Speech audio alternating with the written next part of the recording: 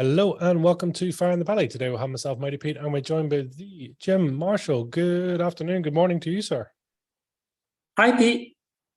Great to have you on. Listen, it's always a pleasure to meet new people, especially going transatlantic. So, yeah, thank you for coming on. Thank you for your time. So, to give our listeners a bit of a background, so Mr. Jim Marshall is a polymathic. How do you pronounce that? Polymathic. Polymathic, there you go. Intellectual who has devoted over 50,000 hours to the study and practice of multiple dimensions of human potential and development. He received a classical education as an honor student at a Jesuit military prep school, was accepted into engineering school while still a junior in prep school, and attended college on an academic scholarship. He graduated college with a Bachelor of Science cum laude while still an undergraduate. He began the study of alternative arts and sciences, which today will be described as transformational and holistic. Eventually, he became a professional practitioner and, after 28 years of formal education, had a long career as a human development engineer. Jim has integrated the best aspects of the most advanced techniques on the planet and expanded their limits by his own research and discovery. He has successfully treated and/or trained hundreds of clients over a 40-year career and is the inventor of Septemics and several consciousness expanding systems. His areas of expertise include psychology, physiology, theology, psychology, yes, sorry. Not physiology. Parapsychology, science, engineering, math, law, literature, history, music, organizational metaphysics, military science, political science, physical culture, and education. Jim, it's an absolute pleasure to have you on the show. That is quite a beautiful biography. So, welcome. It's a privilege to have you on. Thanks, Pete. So tell us, let's start with the easy one. What is Septemics then? What's it all about? Okay. Septemics is a philosophical science based on the fact that many phenomena related to human beings occur in a sequence of 7 levels. Literally, the word septemics means of or pertaining to 7. Septemics comprises a collection of scales or sequences, each of which breaks down various human phenomena into a hierarchy of 7 steps. There are 35 such scales which span the spectrum of human experience, by which I mean there is no situation that's going to arise in the life of a person which will not be addressed successfully by one or more of the scales in this book.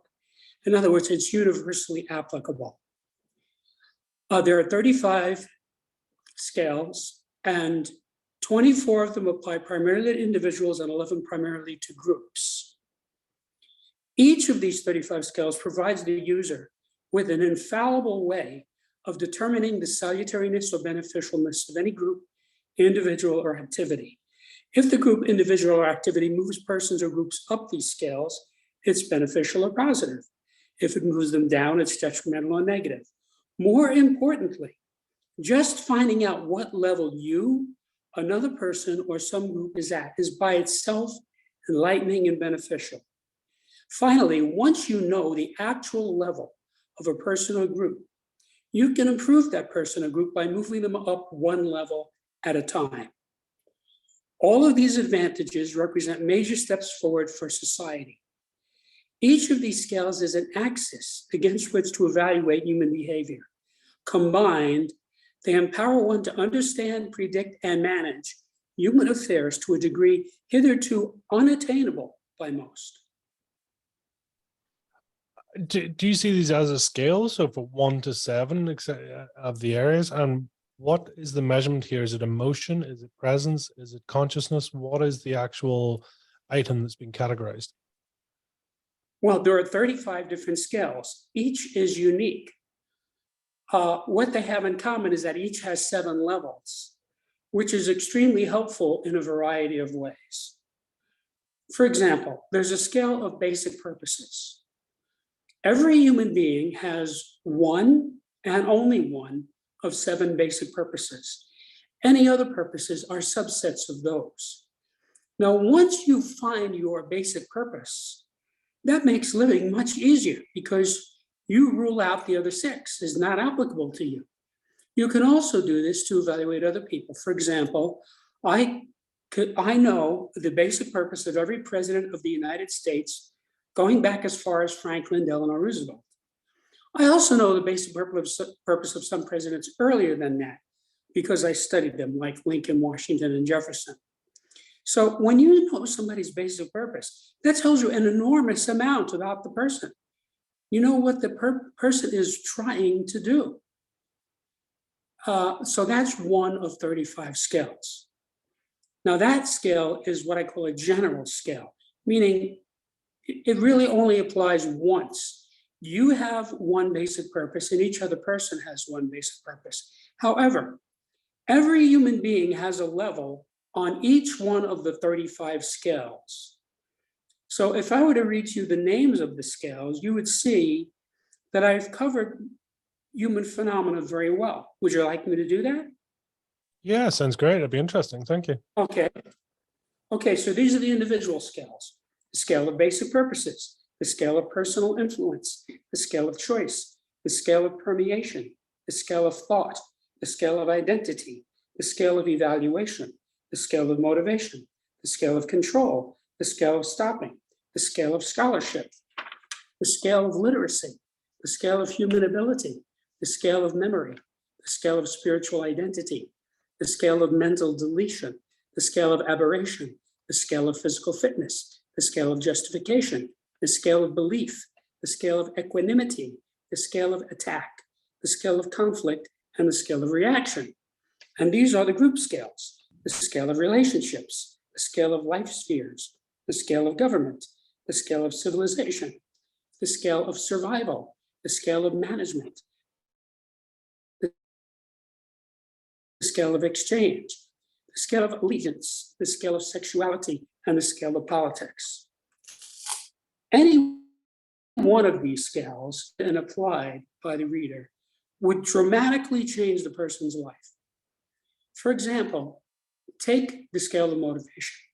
You could study that scale and you could answer the question, what is my motivation toward my spouse? What is my motivation toward my brother? What is my motivation toward my son? What is my motivation toward my mother? You see, and you can analyze all the relationships just with this one scale. But also you can use it on others.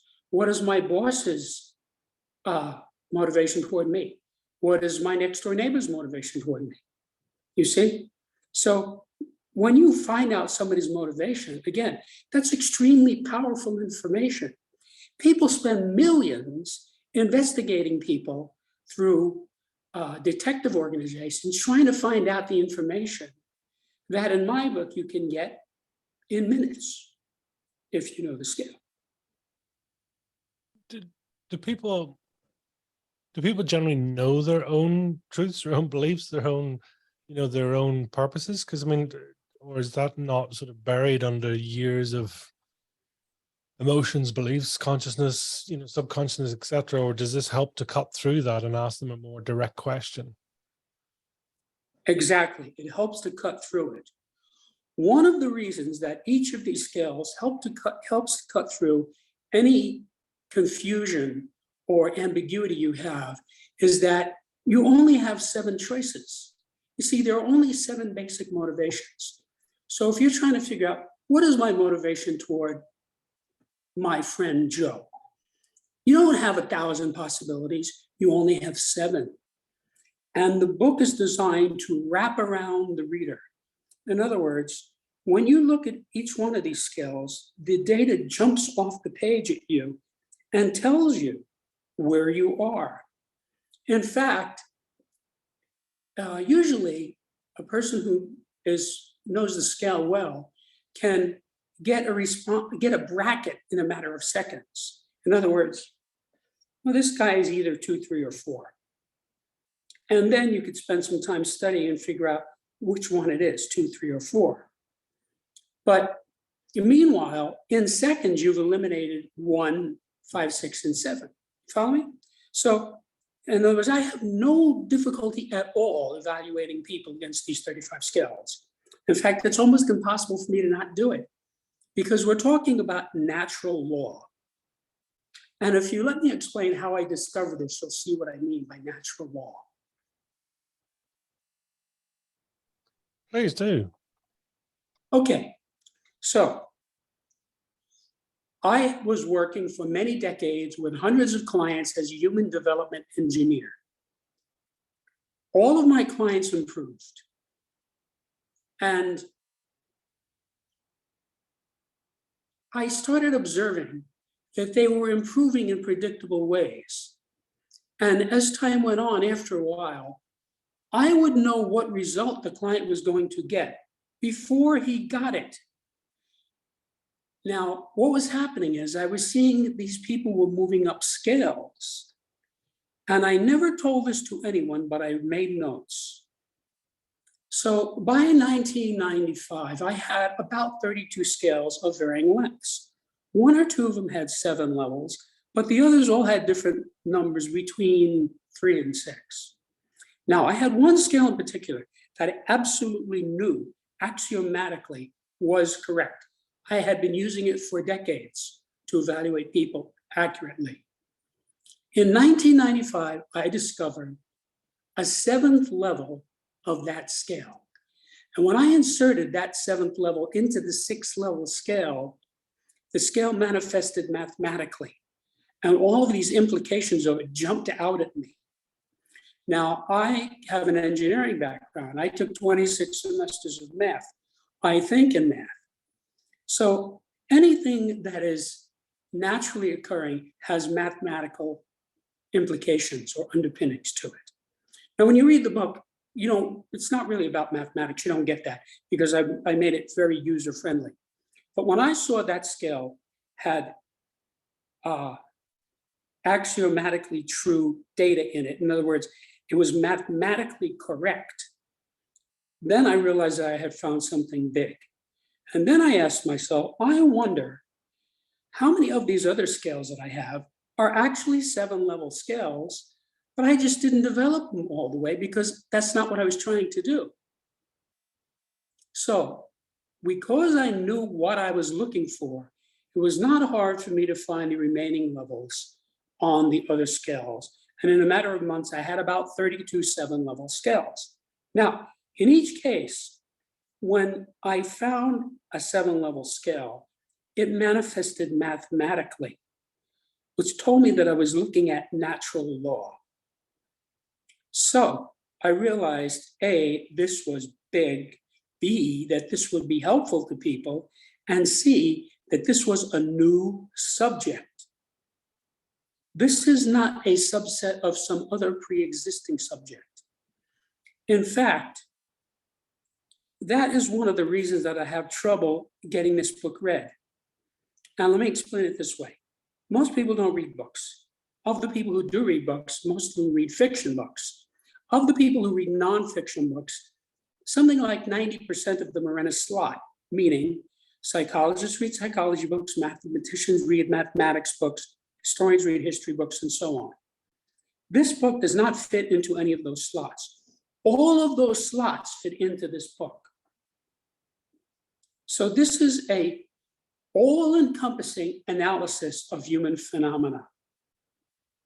And because every scale is unique, the implications are massive. And I also have to tell you that people have say, well, what is this like? Well, the book is not like anything that has ever been written before that I know of. But I can tell you that each of the scales is presented in what you might call a table or a spreadsheet or a matrix.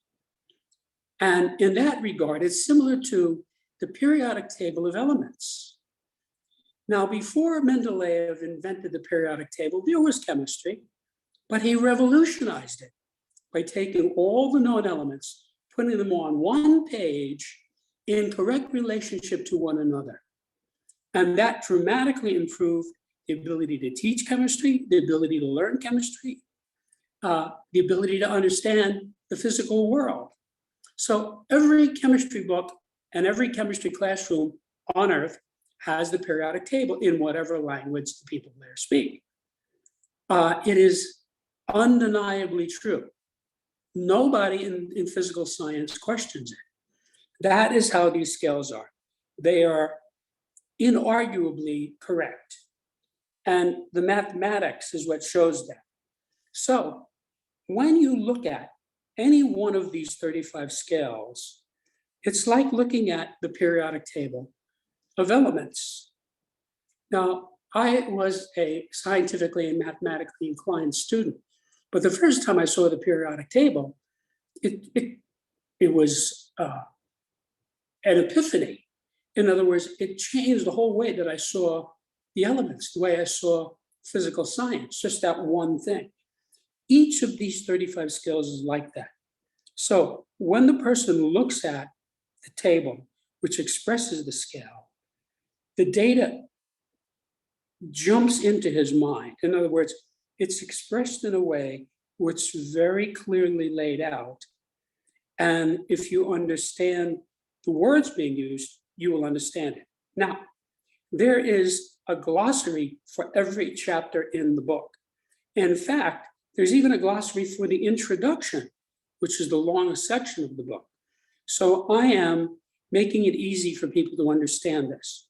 For example, as I said a few minutes ago, there's a scale of communication, extremely powerful. That one scale alone will completely change your life because it will make you a master of communication. However, somebody could say, well, if you look up the word communication, it has about 35 definitions. Which definition is he using? So I give the specific definition, one line definition. So there is no ambiguity in this book. The scales are laid out and each word in every scale is defined. So it makes it very easy. The book is explicit in telling you how to study it, how to approach it, how to use it on yourself, how to use it on others, and so forth. Because I spent 25 years writing this book.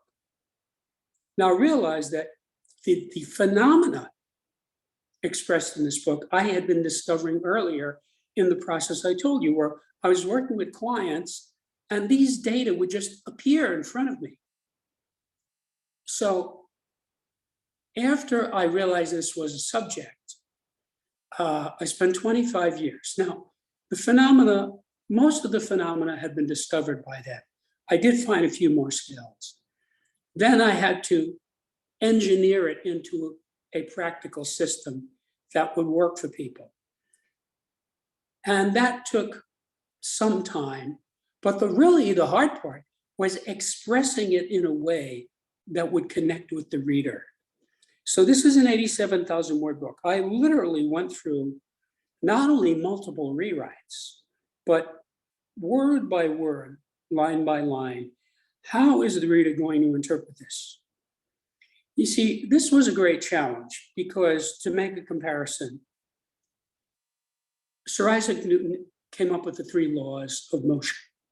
Now they're extremely accessible because of the way he articulated them. But he had to invent calculus in order to really have this be usable. So he wrote one of the most famous books in the world called the Principia, in which he lays out, he essentially invents calculus. Now, he was not writing for the general public when he wrote that book. He was writing for scholars, mathematicians, and scientists, okay? And I read the book, so I know exactly what I'm talking about.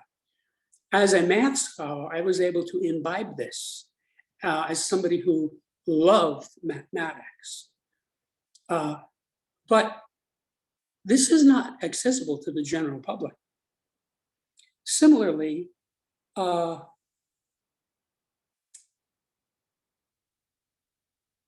when Einstein came up with his theories of relativity, the specific and the general, he presented it in a paper. The paper was read by other physicists. He was not writing it for the general public. So taking this work, which is essentially an explication of scientifically discovered phenomena, which are expressed in an engineering system that helps people, and then writing it in a way that almost anybody can understand. That was the hardest part about this. And I know that I succeeded because I've been seeing the results of this for 26 and a half years.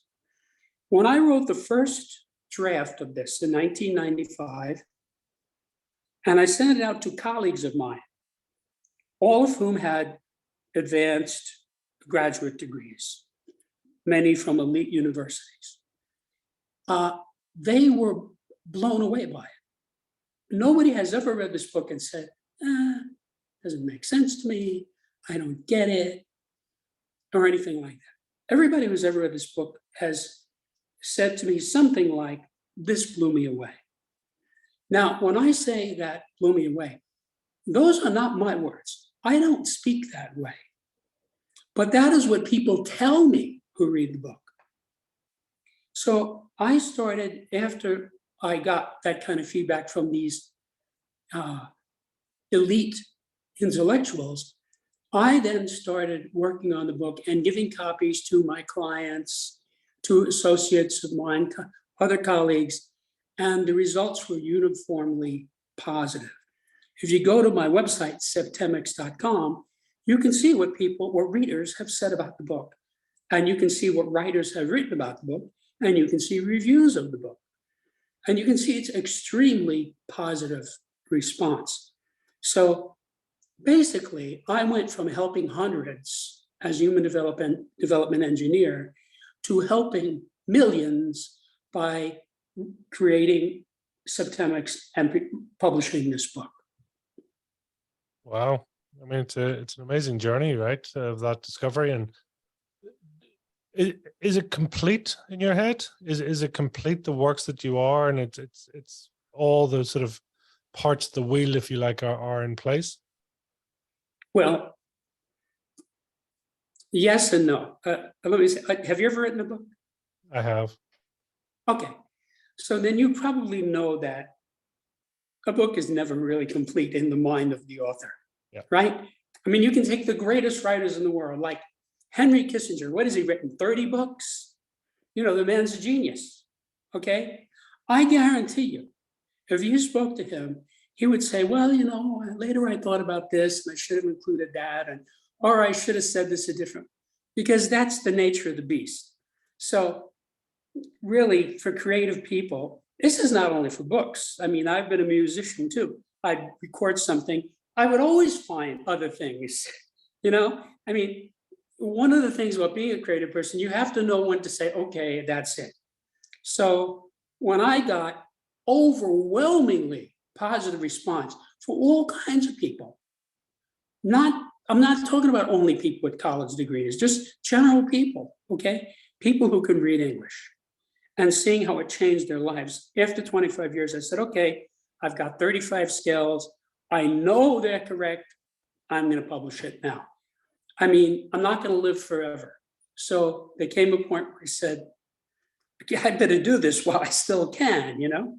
Because any author is always gonna have new ideas and new developments, and new ways of saying things. And every time I talk to somebody like you ask me questions and I have to rethink it, and I get a more sophisticated understanding of it, which is one of the advantages of being a teacher. I've been involved in education from the age of 3 continuously on one side or the other. And so I know as a teacher, students challenge you, and it forces you to understand it better and express it better and understand it more deeply as you work as a teacher, because you have to try to explain something. So that's what I mean by, that was the hard part of this, is expressing it in a way. Like, I've spoken to you now for what, 15 minutes? I absolutely guarantee this book, you would connect with this book, because I can see the type of person you are. As I said, I don't have any trouble analyzing people on these scales. I do not say what my findings are, because that would be unethical. I want each person to find his own level. So what I tell all my readers is, this is a textbook on a new subject, okay? And Septemics is like botany or astronomy. It's a descriptive science. There's no theory of septemics. All of this was presented to me empirically. It just fell out in front of me. It's like I was walking down the street and I found a $100 bill and I picked it up and put it in my pocket. So the thing is, if it were a $1 billion bill, then I would want to share it with other people. And that's what this Septemics is like. It's an earth-shaking thing that I already know helps people because it's been helping people for 26 years. So as far as I'm concerned, at this point, it's a completed subject. Now, it's possible there may be other scales. In fact, I think it's probable that there are other scales that are not included in the book. But how much research do I have to do? Because I already know the overlap of these various scales spans the spectrum of human experience. I already know from working with it for 26 years. There's no situation a guy's going to come up with that it is not going to be assisted by knowing this book. So it's the original definitive text on the subject. And my mission now is to get it in the hands of as many people as possible. I wrote this book to help people. I didn't need to convince anybody of anything. I know this material. I use this material my whole life. You know, there were many times in my life when I would do things. I'm not talking about bad things or illegal things. Just do things. And people would say, how'd you do that? How'd you get away with that? And it's because I had this understanding of people. Like, for example, the scale of communication. It breaks down the 7 necessary elements of communication in the right sequence. And I also give drills how you can develop your skills. So I had these communication skills. Long before I realized this was a scale, I had these skills. So, you know, for example, one day I drove into a parking lot and some kind of a security guard came over me and said, you know, you can't park here. And I just acknowledged him. I gave him a really big acknowledgement, big smile. Okay, thank you. And I just went and parked within the building and nothing happened because I had that skill. And I use this all the time with people. So I did this to share it with people because I know this is a life-changing thing. And highly intelligent people have read this and had extremely positive things to say, which you can see on the website. So I invite your readers, go to my website, see what readers have said, see what people have written about it, see the reviews, and even portions of the book are on the website. So you can get a little taste of what this is about. And then if you want to, you can invest in a book. Now, I have to tell you, it's hardbound, softbound, and ebook. The ebook is very inexpensive. You know that. Ebooks are not expensive. So for $10, you can change your whole life just by getting this book. And I was very, very careful in the 25 years I spent writing in it to make sure that you do not need anything outside this book. The book stands on its own. In other words, you don't need to join a group. You don't need to pay anybody anything. You don't need to hire anybody. You don't need to go to a facilitator or a counselor or a coach or a therapist. The book by itself, if you read it and study it and follow the instructions, that's all you need. The only caveat I would say is you should have a dictionary handy, but I would say that about any book. As a very experienced scholar and tutor, I would never tutor anybody or study anything without having a dictionary handy. Because if you don't understand the words, you're not going to get it. So when I say you should have a dictionary handy, I would say that about any book.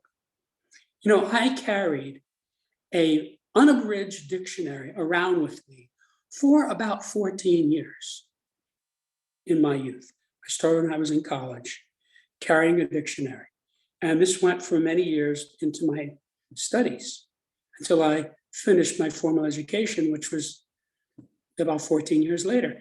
And so obviously I'm enthused about literacy and serious about understanding what is this guy trying to say.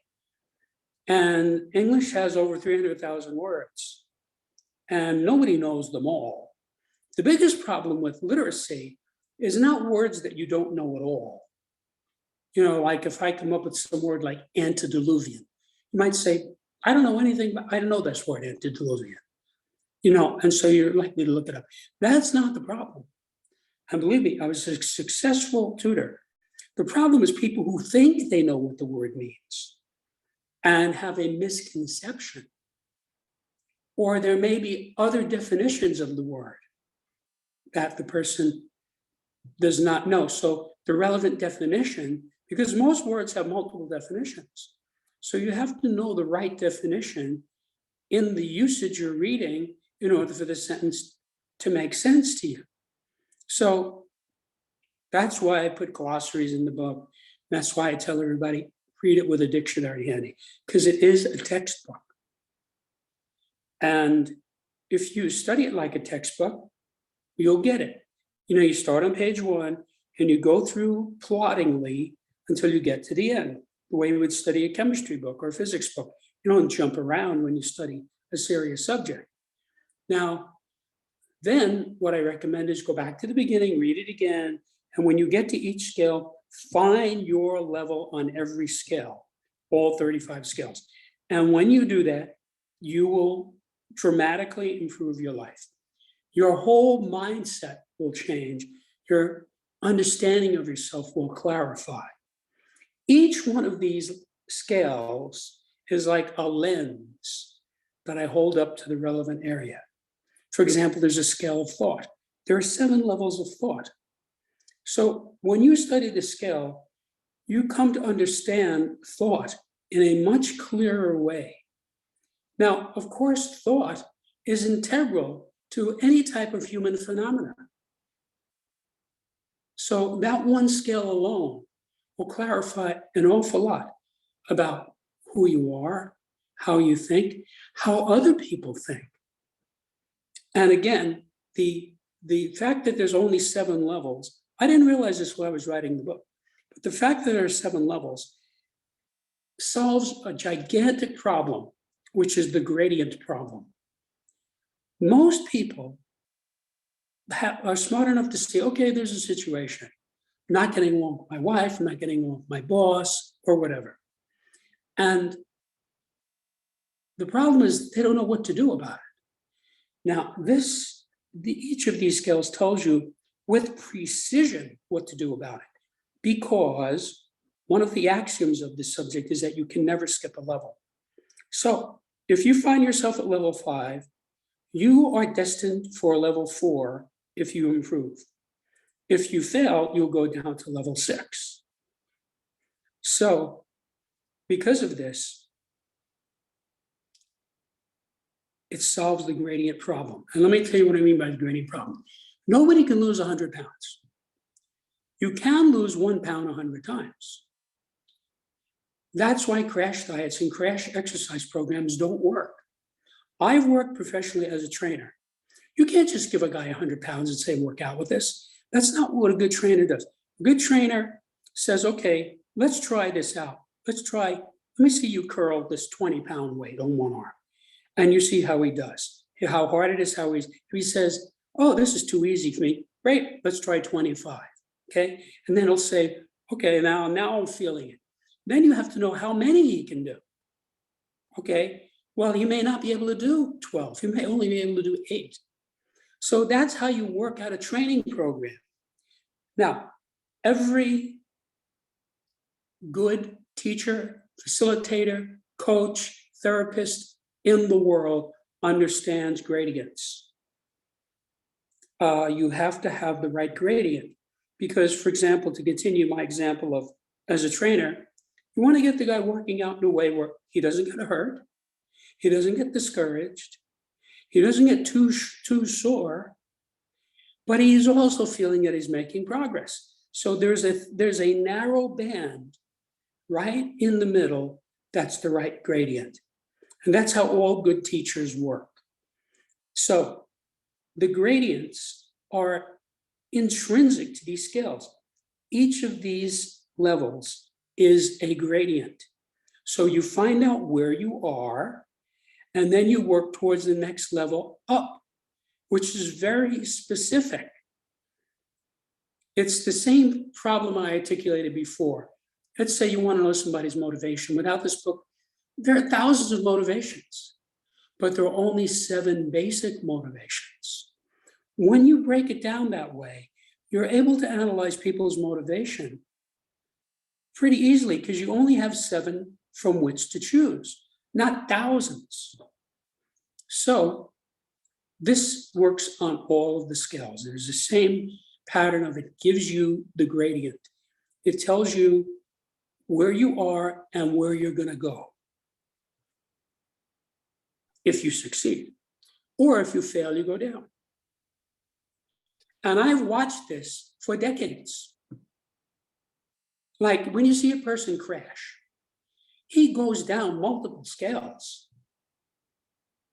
See, his thought deteriorates, his motivations deteriorate, his permeation deteriorates, and so forth. His communication deteriorates. People crash, they crash by falling down these. It's like falling down a flight of steps, except you're falling down many flights of steps at the same time. How much, or how do you take into account either human ego and or people's evolution? Okay, well, this book is about human ego and evolution. This tells you how you will evolve. If you move up the scale of thought, for example, you are evolving. And this helps you to do that because it gives you the gradient. It gets you to find, okay, this is where I am, so I can move up to this next level. And the beauty of it is, if you get the level correct as to where you are or where the other person is, you or the other person will be able to go up one level. So in other words, it's like a foolproof system for self-improvement. And that's powerful to know. Now, ego is articulated throughout this book. You'll see when you read the scales that, like, take somebody like Gandhi, Mohandas Gandhi, right? He had the highest motivation, which is charity. He devoted his life to helping the people of his nation, okay? That's the highest motivation. Or Jesus of Nazareth, same thing, charity. On the other hand, Adolf Hitler, he was motivated by revenge. He wanted to get revenge on the countries that pushed Germany into a very bad treaty. He wanted to get revenge against the Jews who he blamed. I mean, the man was obviously a Looney Tune, but he was a Looney Tune because he was at the bottom of most of these scales. Now, there are very few people, very few, who are at or near the top of all of these scales. There are comparatively more who are at or near the bottom of all these scales. So I think of people as either upscale people and downscale people. So the people who I admire are people who are high on these scales. And if you know the scales and you study the person, it's not hard. Like, for example, Thomas Jefferson, okay? He was very high on most of these scales. It comes right out of his mouth. And when I say out of his mouth, if you read what he wrote, it's there. You can see what his motivations are, what his thought process was like, and so forth. So he was a very upscale person in the Septemic sense. So when people have ego, like, for example, a narcissist is going to be low on most of these scales. The other thing I want to tell you is that most of us are in the middle, okay? We're not at or near the top, and we're not at or near the bottom. However, what is undeniable from my long observation on this is that some people are high on one scale and low on another. So I would have clients come into me and I could see this.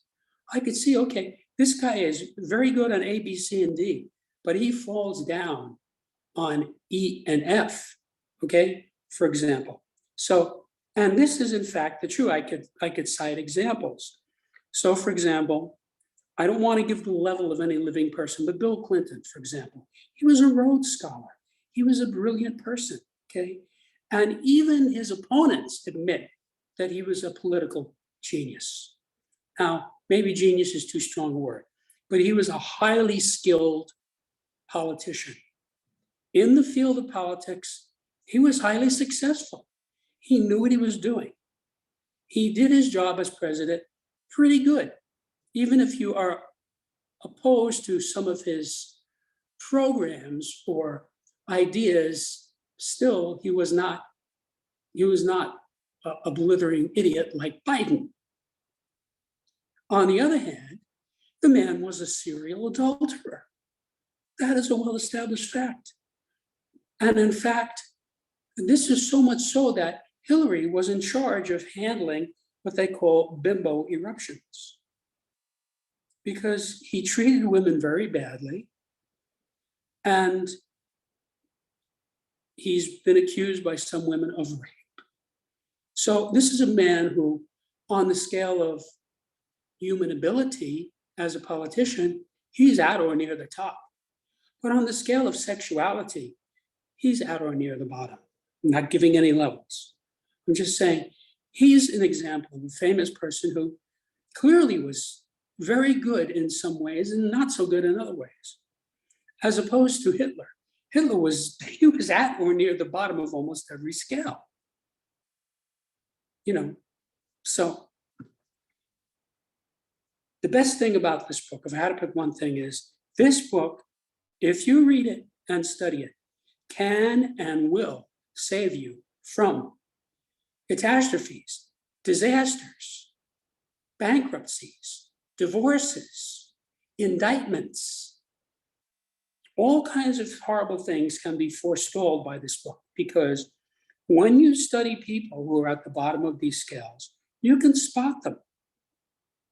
When I find somebody who's at the bottom of one of these scales, he walks in the room, in 3 minutes, I know this guy's way down. He's a downscale person. And that tells me I'm not going to get involved with this person. I just say, have a nice day, and I move along. Now, when I was a young person, this material didn't exist. I hadn't figured it out yet. So I made the same stupid mistakes that everybody else makes. And I got involved with people I never should have been involved with. Today, I would never make those mistakes, because my ability to analyze people with this data is high enough that it doesn't take much for me to find out, where somebody is on a specific scale, or if he's generally upscale or downscale. It doesn't take much. So it's extremely useful in saving you from getting involved with people you don't want to be involved with. In the sort of the unrealistic but utopian world, I mean, where would it take us to if we were to enact and dutifully follow all the steps, and what ultimately is the highest place to be here, if that's the right term? Well, that is an individual thing. As I said, this is designed to wrap around the person. And what I mean is, a person opens to a certain scale, let's say the scale of literacy, right? He's never seen this before. He looks at it and he says, wow, there's 7 levels of literacy. Where am I? And bingo, he finds it. So he says, oh, okay. Now I see why I didn't like school. You see? And he's already realized. And then he can move himself up on the scale of literacy 1 level. So it's a very individual thing. There's no generality to this. That's why there's no religion, there's no organization. It's just a book that helps people to improve themselves. Now, When you go up a level, you can then take that as your baseline and move to a higher level. And when you get to that level, you can use that as a baseline and move to the next higher level. And eventually you can get up to higher levels across the board. But when you read the material, you'll see it tells you a lot about who you are and who other people are. And that sort of makes a big difference. For example, I talked about Gandhi, the scale of basic purposes. Okay, the highest purpose of the 7 is transcendence. People like Jesus and Gandhi and Yogananda and Gautama, the goals of those people, or the objectives, the basic purpose of that person was to transcend. These people are different from most of us. They're not interested in wealth. They're not interested in pleasure. They're not interested in fame. They're interested in transcendence. Now, how the person articulates that varies, because remember, this wraps around the person. If you talk to a Christian who's at that level, he'll say that he wants to go to heaven. He wants to become an angel in heaven, okay? If you talk to a Buddhist, he'll say he wants to attain nirvana, okay? Now, they're both people whose objective is to transcend, which I call a saint, because that's a convenient way to designate this level. So a saint is going to read this book very differently from, for example, Hitler. He's at the lowest level. His basic objective is to destroy. If you study the man carefully, and there are thousands of books about him, videos, all kinds of things, it's not hard to see how destructive he was.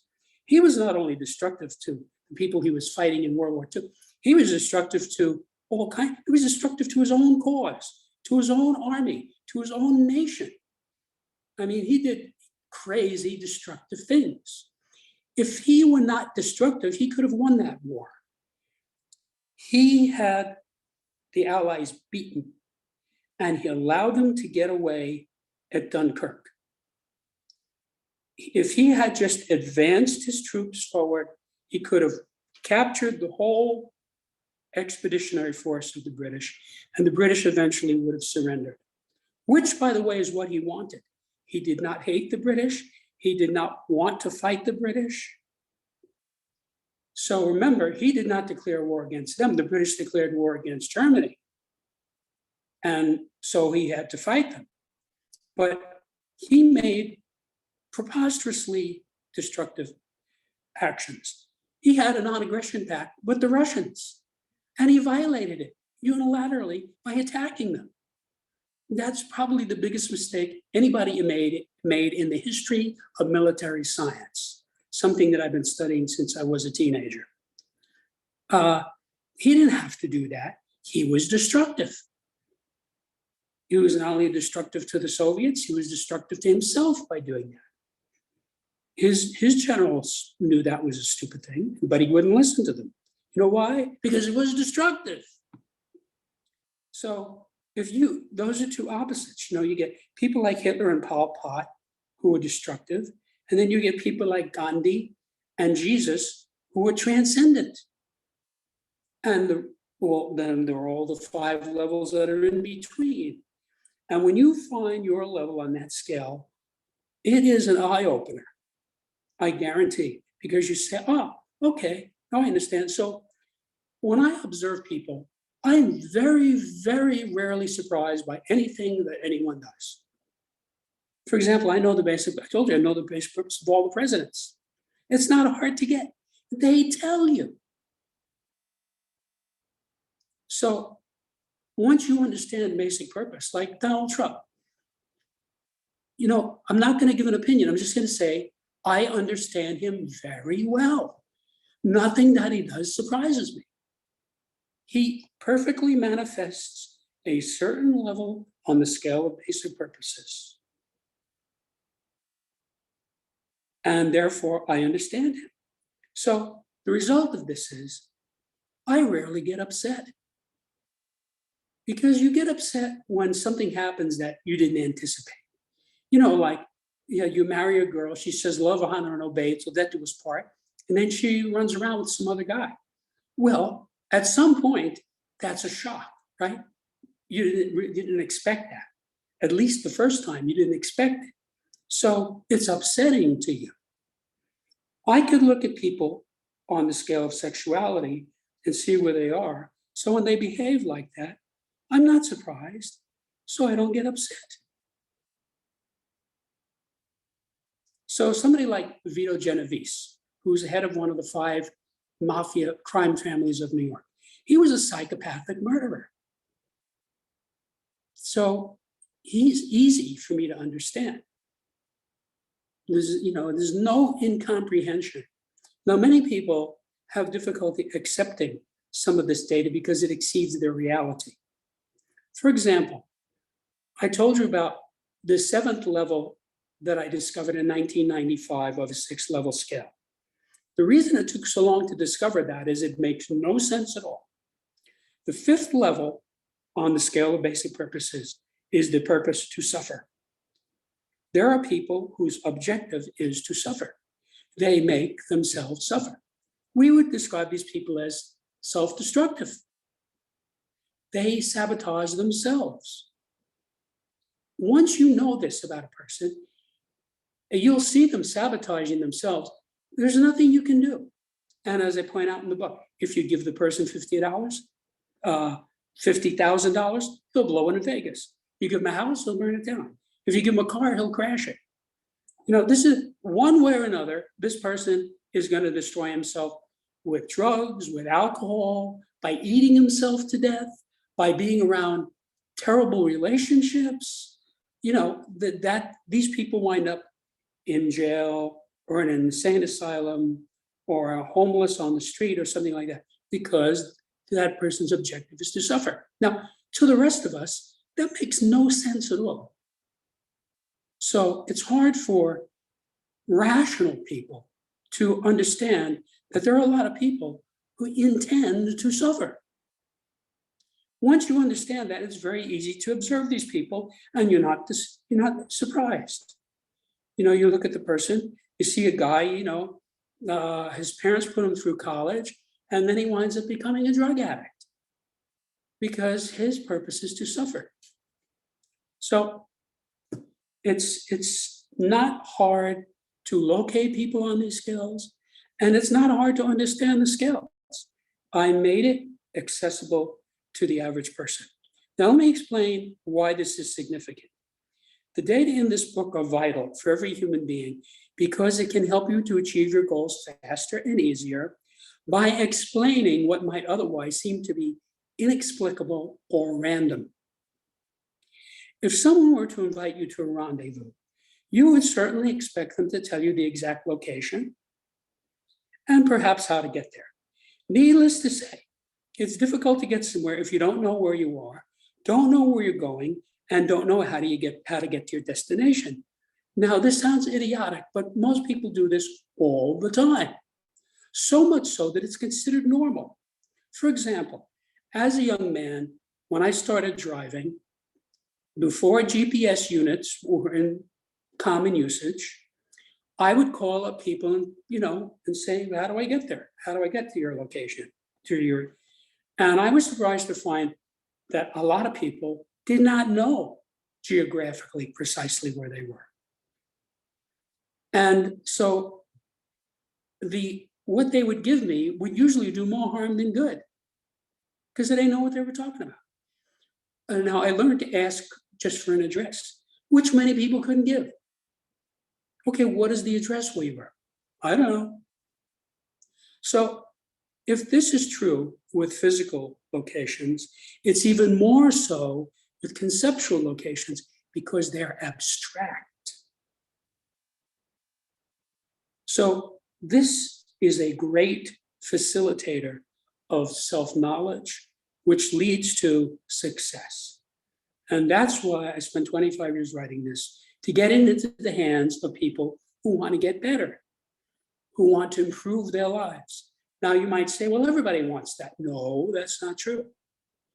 People who are at levels 5, 6, and 7 on the scale of basic purposes absolutely are not interested in self-improvement.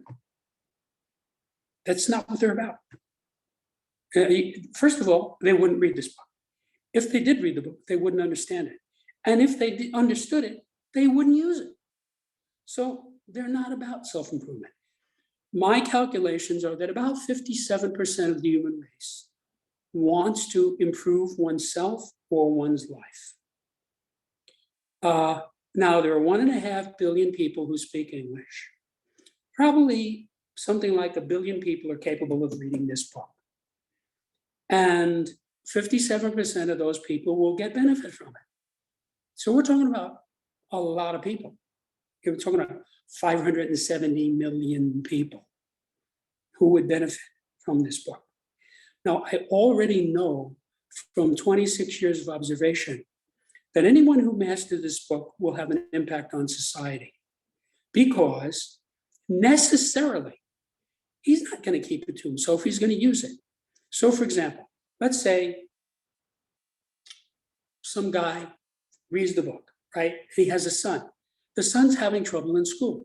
There is a scale of scholarship. He can help his son by locating him on the scale of scholarship and then getting him to move up one level at a time. So he's going to use it. Take romance. Who does not have relationship problems? I don't know anybody. There are at least 4 scales in this book that directly impact relationships. There's a scale of relationships. There's a scale of sexuality. There's a scale of allegiance. There's a scale of permeation. Permeation is the basic action of a spiritual being. It is the thing that causes love. When 2 people love one another, they're permeating one another very much. When 2 people hate one another, they're not permeating one another at all. If you hate somebody, you don't want him around. You don't want to permeate him. You want him as far away as possible. But when you love somebody, like if a guy loves his wife, he wants her around. He wants to take her on vacation with him. He doesn't want to get away from her. He's permeating her, okay? So any one of these 4 scales could be a starting point for someone to sort out their relationship difficulties. And I'm just picking this off the top of my head. Okay, so they're like, for example, anytime a relationship deteriorates, it's because one or more of the persons has gone down the scale of allegiance. This is powerful stuff. You can spot somebody on the scale of allegiance, and you can say, okay, is this person worth saving? This person who's at level 6 on the scale of allegiance? Or should I just cut my losses and move on? Because, very often people get into bad relationships. They find out the person is not the person they thought, or the person changes, or the person turns out to be a drunk or something. And you can analyze it with these scales, and it will tell you with clarity, okay, this is not a person I should be around. So it's easy for the person to move on. How many people get into bad relationships and stay in them? It's a common problem. I've had clients who did that. So just that one area alone, those 4 skills, you could start at any one of those 4 and find out where you are, find out where your spouse is, or your mate, or your girlfriend, or whatever. And you can work from there. And this will start to unravel very quickly. Now, it may unravel in the direction of the 2 of you falling in love and getting married, or it might unravel in the direction of saying, this person is not for me, I don't want to know this person. Either way, it clarifies your position. It enhances your life. It gets you to achieve your goals faster and easier by explaining what might otherwise seem to be inexplicable already. Where do you sit on nature versus nurture? How much of this have we picked up, and how much of it have we been born with? Well, first of all, I do make the point in the book several times that successful people know bits and pieces of these scales, just as I knew bits and pieces of these scales before I wrote the book, because I was an educated person working with people and I observed certain phenomena. So there are people who know bits and pieces of these and use it to their advantage. What they don't know is A, that this is a separate subject, B, that this is natural law. These scales are true in the same way that the Pythagorean theorem is true. The Pythagorean theorem is not open to interpretation or opinion. It is provably true, okay? As a mathematician, I use it all the time, and it always worked. So Pythagoras, most people don't realize what a great genius Pythagoras was. He was a polymathic genius in his day. And so we only know him as this one mathematical formula he passed down to us. But before he discovered it and presented it, it was true. And in fact, the Pythagorean theorem was true before Earth existed, and it will still be true after Earth no longer exists, because it's built into the fabric of the universe, just like the theory of relativity. It's part of the fabric of the universe. So these skills are inherent to human beings. That is why I realized it was a subject. And that's why I spent 25 years writing the book. Because when you are dealing with something that is inarguable, you can rely on it. You have to realize that I am an engineer. Okay, when they gave me tests as a young person as to what field I should be in, it came out a list of engineering, types of engineering: mechanical engineering, electrical engineering, chemical engineering, civil. That's what came in. But which was funny because I was already accepted at the age of 16 into an engineering school. So I guess I knew about myself a little bit. So what I'm telling you is, I went to an engineering school. We had our own building. There were 2,000 students there. We were all very much the same. So if you know engineers, there's like an engineering personality. Engineers are not interested in opinions or beliefs. They just don't, they throw it away. They ignore it. They're interested in facts and results. So as an engineer, I was interested in creating a system that worked. And I spent a lot of time verifying this. Now think about this. There's 35 scales. Each of them has 7 levels. That's 245 different levels, each of which had to be verified and cross-referenced and researched. That's a lot of work. And knowing what the levels were is different from expressing them in a way that makes sense to people. For example, on the scale of sexuality, level 2 is called take it or leave it. And the reason I call it take it or leave it is it describes it perfectly. There are people, very upscale people, who have a take it or leave it attitude towards sex. They can take it or they can leave it. I mean, it's not important to them to have it, and it's not important to them to not have it. Okay, that's their level, take it or leave it. So that's why I called it take it or leave it. It tells you exactly what it means. Now, I could have called it something more abstruse or more elegant or more literary or something, but that's not my purpose. My purpose is to create a system that would communicate to people.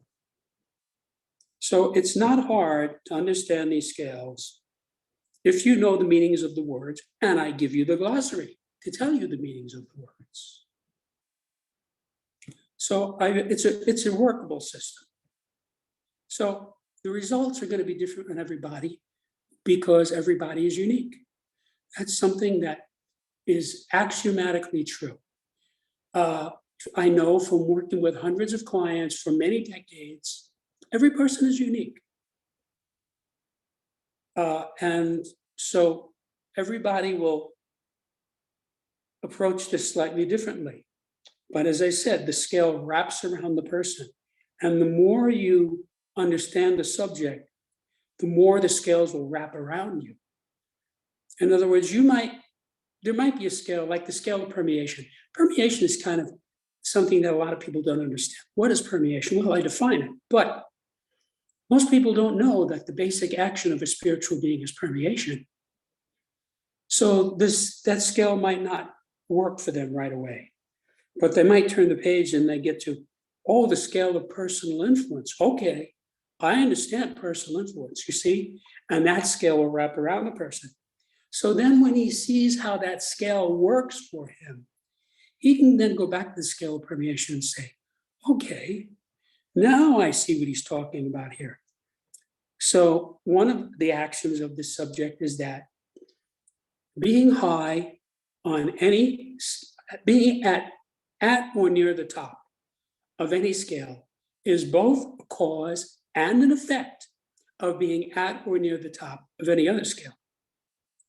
And being at or near the bottom of any scale is both a cause and an effect of being at or near the bottom of any other scale, which is why you have generally upscale people and generally downscale people.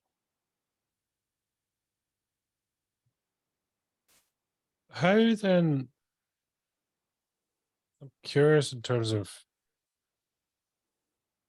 the likes of, say, mental health, where does that come out?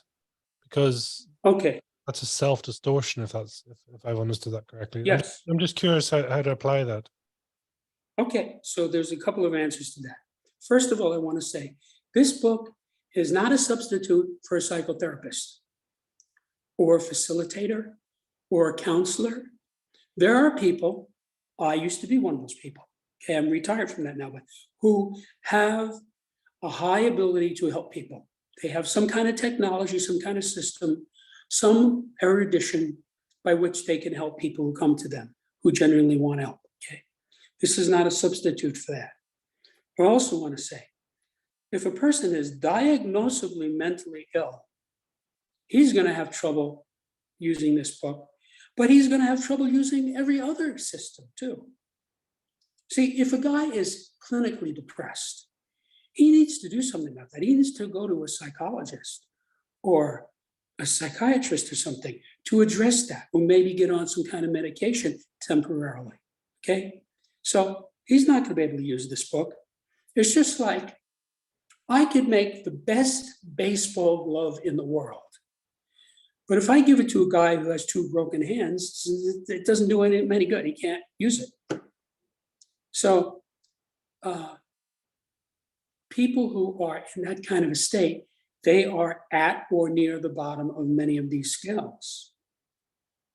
For example, if you know somebody like that, if you have a family member or a friend who's mentally ill, when you read this, you'll say, I see, this guy he's at level 6 on this scale. So, and it goes across, another scale, you'll find it maybe at level 7. So the other thing I want to say is there is a scale called the scale of aberration, which tells how mental illness develops. So it goes from the highest level is 1, and then it goes down to 2, and it goes all the way down to 7.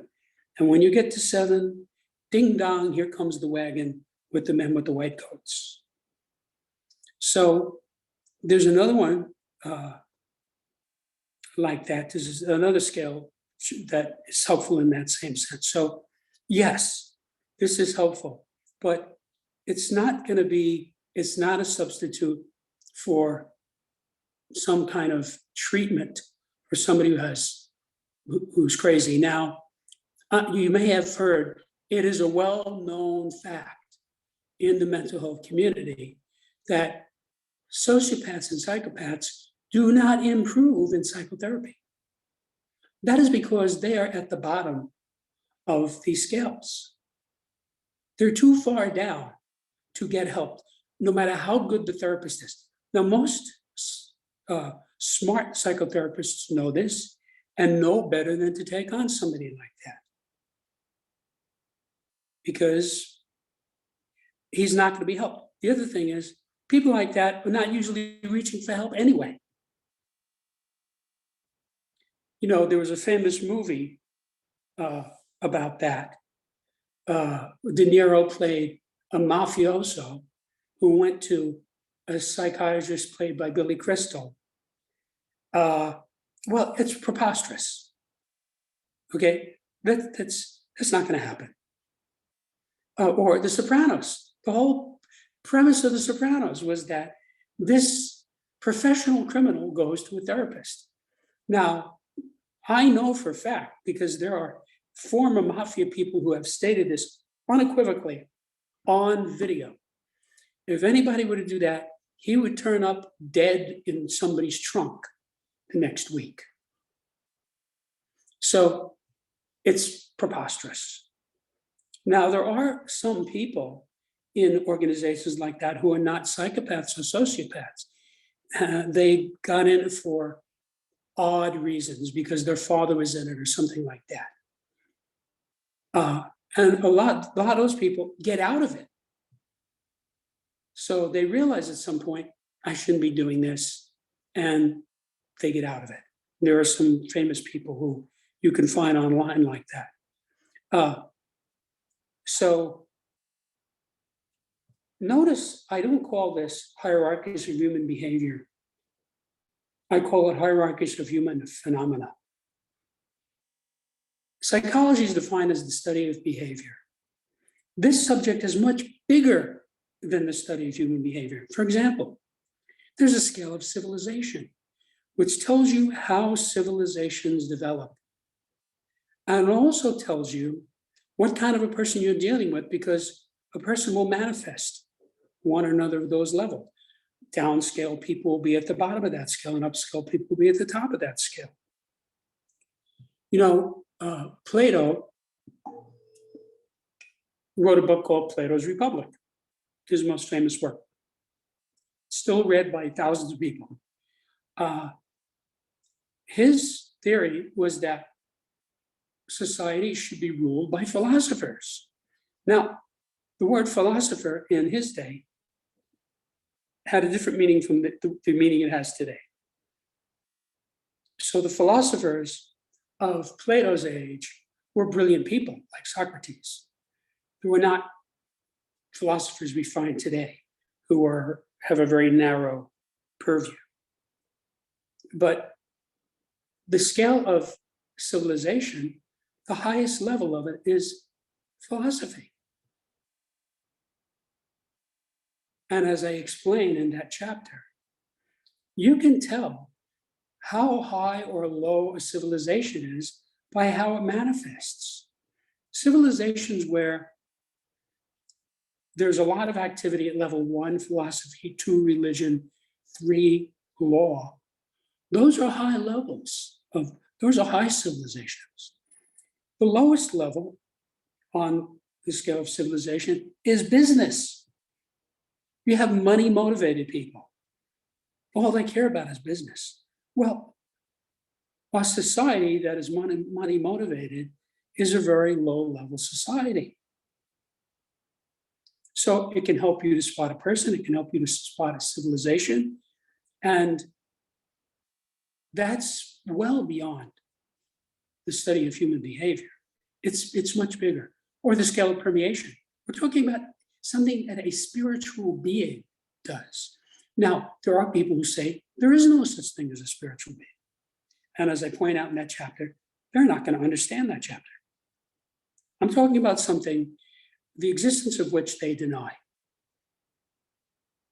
There's a scale of spiritual identity. Same thing. Very low tone people who deny the existence of spiritual phenomena. They're not going to get that scale. It's not going to make any sense to them. So I feel sorry for those people. But the scales are what they are. I know these scales are correct. Now, you may want to quibble with me about how I articulated them or how I described them. You might say, well, you should have called this level this thing instead of that thing. That's a good point. For example, the objective of the leader, which is the second highest basic purpose, is conquest. Well, a lot of people have a negative view of conquest. So I have to explain. It's a question of whose ox is being gored. When the Allies defeated the Axis powers in World War II, that was a good conquest. Even for the people in Japan and Italy and Germany, it was a good conquest. Look at how Germany and Italy blossomed after World War II and became thriving, successful, progressive nations. So maybe that's not the best word. Maybe there's another word, but it doesn't change the phenomenon that somebody who is at level 2 is a leader, like Abe Lincoln and Winston Churchill. They were at level 2. Churchill was devoted to conquering the Nazis. He did not want to make peace with them. He wanted to defeat them. He saw that they were evil and they had to be defeated. And he succeeded. Similarly, Lincoln wanted to conquer the Confederacy. He had very little support. His generals wouldn't fight until he found an obscure general named Grant. His cabinet wasn't behind him. He had a very tough time. He had to do that almost by himself until he found a few people who would fight.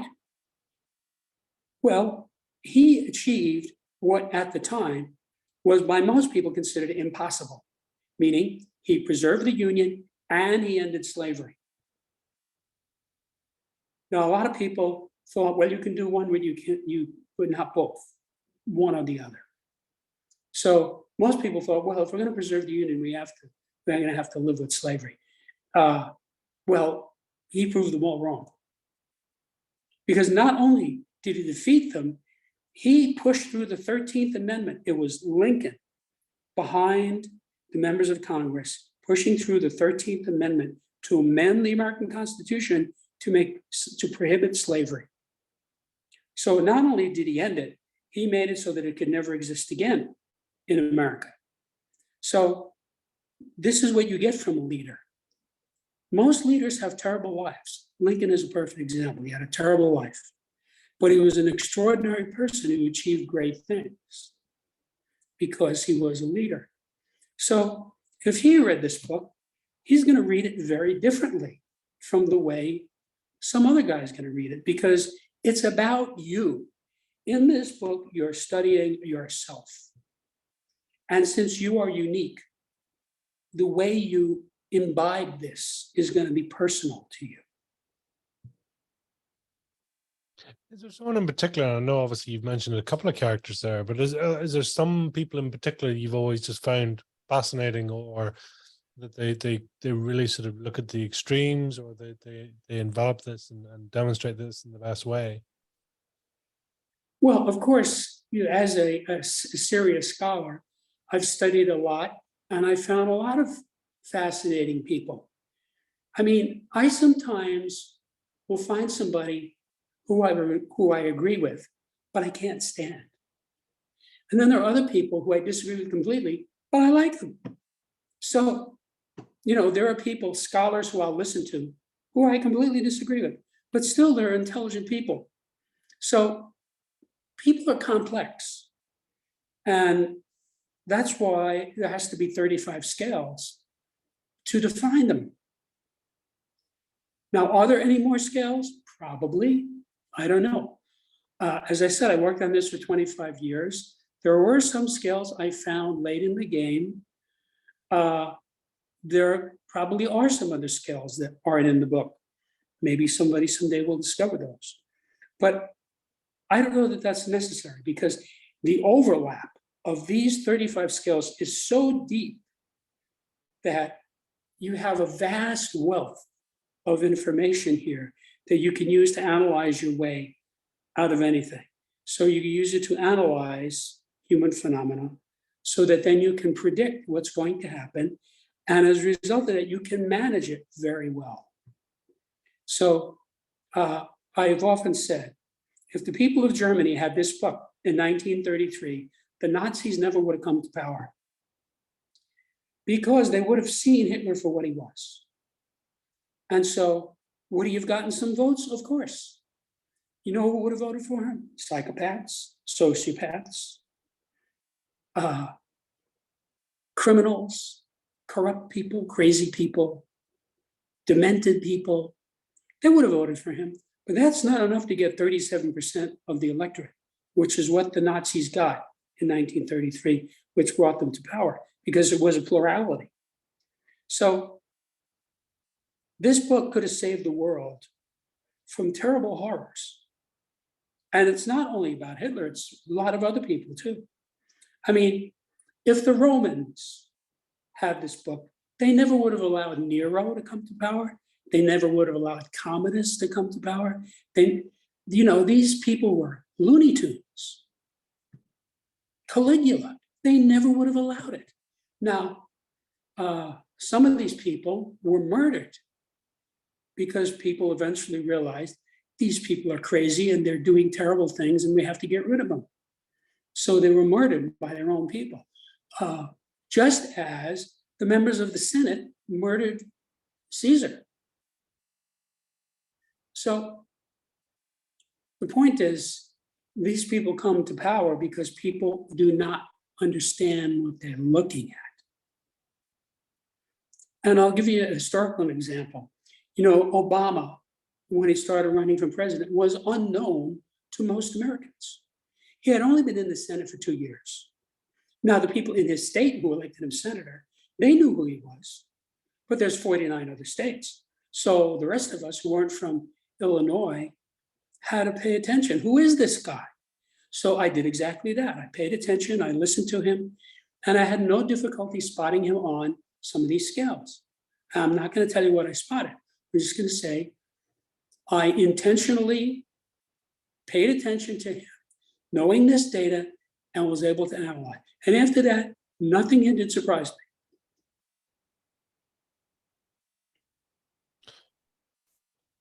For you, I mean, what's our current state of the, it's a mass classification here, but what state as a human race are we at here? Are we evolving?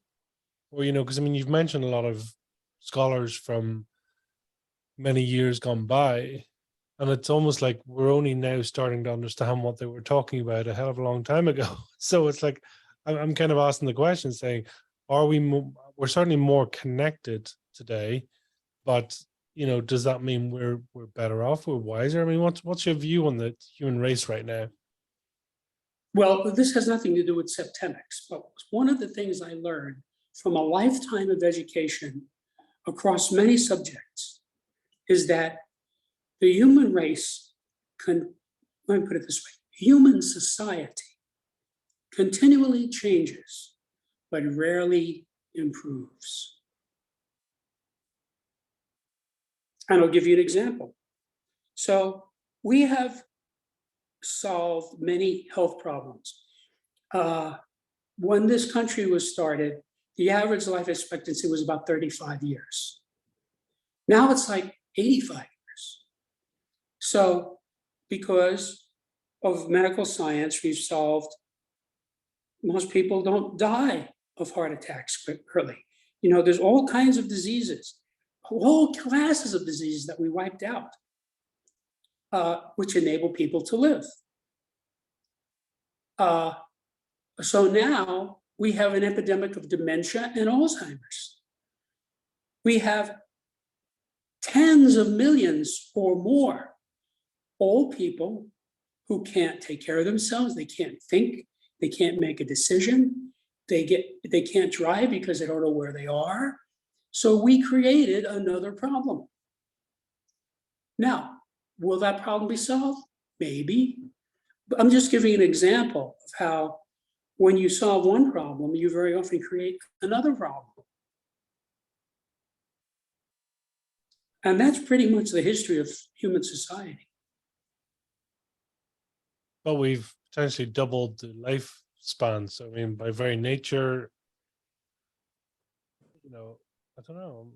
I think have we improved the situation? We've certainly elongated the potential. But what I can say with specificity is that physical technology, meaning the sciences, engineering, STEM subjects, science, technology, engineering, mathematics, the STEM subjects have advanced tremendously and continue to advance. I mean, there are things coming down the road. I don't know how much of this you know. There are things coming now that are just rapidly changing society. The question is it an improvement? That's a matter of opinion. What I can tell you is this. In the United States, for example, where I lived most of my life, 2 generations ago, people were much more polite, much better dressed, much more morally sensitive, much better spoken. I mean, there's all kinds of cultural things in the United States that have cycled down. For example, one of the points I make in the book is 2 generations ago, professional speakers, and I named them, like, I don't know if you've heard of these people. These are prominent people. John Charles Daly, John Cameron Swayze, Steve Allen, Harry Von Zell, professional speakers. They all spoke perfect English. You can't even find people like that now. You can go on the media from show to show to show. There's nobody out there who speaks perfect English. You take the most famous, the most popular, the most successful people in media. None of them speak perfect English. Now, 2 generations ago in America, that was expected if you're going to take a job. So if you were an announcer, like for example, Ed McMahon was on The Tonight Show for 30 years. He studied speech in college, okay? He spoke perfect English. There was never any incorrect grammar. He never mispronounced anything. That's obsolete now. There's almost nobody like that. So you want to say we advanced? Well, in some ways we advanced, in some ways we didn't advance. It's a very individual thing. So my object with this book is to get this in the hands of people who want to improve themselves in their lives. And as they do, they will have an impact, because anybody who knows this book can help 10, 20, 30, 40, 50 people easily, just by knowing this book and applying it. You know, like if a guy's secretary comes in crying in tears one day, and he says, "What's wrong?" She tells him. He'll say, "You know, I understand what's going on. Sit down." And he opens up the book, and he says, "Where are you on this scale?" And she says, "Oh, I'm here on number 4. Then she stops crying. And he says, "Okay, let's move you up to number 3. So this is a very user-friendly system. What have you learned about yourself? Well, I mean, there's not enough time for me to tell what I've learned about myself, but I should tell you that I've been meditating my entire adult life. And I meditate every day for about an hour. Now, there were many times when I would meditate for a lot more than an hour, when I had the opportunity, when I had the time. So obviously I've learned a lot about myself. And I was pushing myself up these skills before I knew about Septemics. Now, in retrospect, I can see, I see, I pushed myself from this level up to this level. Or times when things went badly, I could see that I fell down these levels. And of course, some of it I understood, depending on what time of my life you're talking about. Well, I've learned an awful lot, but I do not give the level of any living person. I don't think it's ethical. It doesn't help people. You want the person to figure it out himself. I have seen this. My whole career as a human development engineer was using Socratic dialogue. If you read the dialogues of Socrates, which were written by Plato, by the way, Socrates would have a dialogue. Sometimes there's more than one person involved. But he would bring this person to a higher level of understanding. In some cases, that higher level of understanding was coming to realize that things that the guy took for granted were not correct. So that was sort of what I did, except I used biofeedback, which was very helpful. It made things faster and easier. And working with people, I learned a lot about people, including about people in general. And that's how I discovered this material. It just presented itself. So then as an engineer, I thought, well, I have a duty to make something workable out of this. And so I spent 25 years making it idiot-proof or foolproof. Now, of course, a true idiot is not going to be able to read, but there are plenty of people who can read that act like idiots. So it's for the 57% of us who want to improve ourselves, who can read English. When you mentioned, about, I suppose it's the meditating, because I mean, it almost sounds like, I don't know, there's two lines of thought there. So there's the meditation side, there's the, let's call them soft science side, the psychology side of it. And then you get the mathematics, the hard, the numbers, etc. And That's right. It sounds very complimentary when you talk about it, but actually, in some ways you're saying, are they not, I wouldn't say opposing, but they're different, completely different skill sets. Yet you've bridged the two, and in fact, you've seen commonality between the two. Have I picked that up correctly? That's right. I was always like that. By the time I was like 13, 14, 15, I had separate sets of friends. I had one set of friends with whom I would attend science and math lectures. I had another set of friends with whom I would play football and baseball. I had another set of friends with whom I would go to poetry readings and plays. And my whole life was like that. I had another set of people who were into music. So none of these people liked one another, and they did not interact with one another, and they did not get along. But I got along with all of them. So what I realized very late in life, in retrospect, is that I was a born polymath. I have no memory of a time when I was not intensely interested in learning everything that's taught in every university. Now, of course, that's impossible because nobody lives that long. If I live to be 100, I still will not put a dent in it. There's just too much to learn. I mean, I kind of know 4 languages reasonably well. How many languages are there? A couple of hundred? So, do I have 5 years to take out to master German? German is not an easy language to learn. The grammar is very difficult.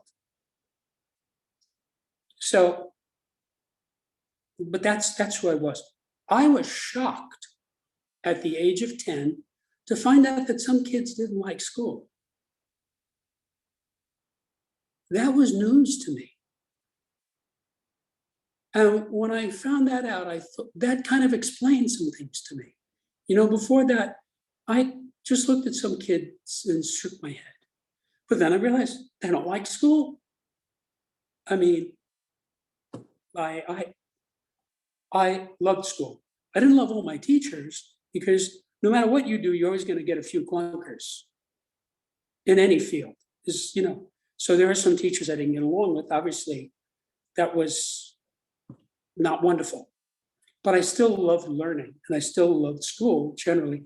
And I had the good fortune of going to very good schools where generally the teachers were good. In particular, I studied with the Society of Jesus for 4 years, and they are world famous for their results in education. A Jesuit education has been known for centuries as being a very special thing, and I had one. So I'm beholden to those men for teaching me as well as they did. I'm not saying it was easy, it wasn't always fun, but you learned. I mean, I went to a school where if you did a little something wrong, they just kicked you out.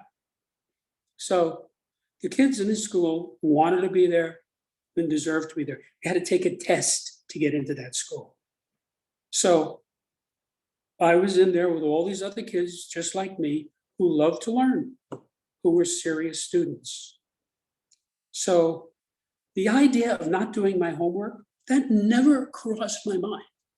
You know, this is just not who I was. They told me the first day of school when I was, I guess, 5. All right, do your homework when you go home. Okay, and I went home that first day and I did my homework, and I just kept doing that for the rest of my life. That's just how I was. So yes, there's a whole section in the introduction where I discuss this subject, because it gets into the question of a belief. In other words, there are some people who say there's no objective knowledge, that everything is subjective. And if it's subjective, it's a belief. And if you want to argue that chemistry and physics and mathematics are beliefs, okay, I won't argue with that. But the way I address it is that there's a spectrum where you have more objective subjects like math and physics and chemistry on one hand, and you have more subjective subjects like literature and philosophy on the other hand, and there's sort of a gradient in between. So, if you're in economics, you're not as far extreme as chemistry. You're a little bit toward the other way. So there's this, the spectrum. And to me, it's all beautiful.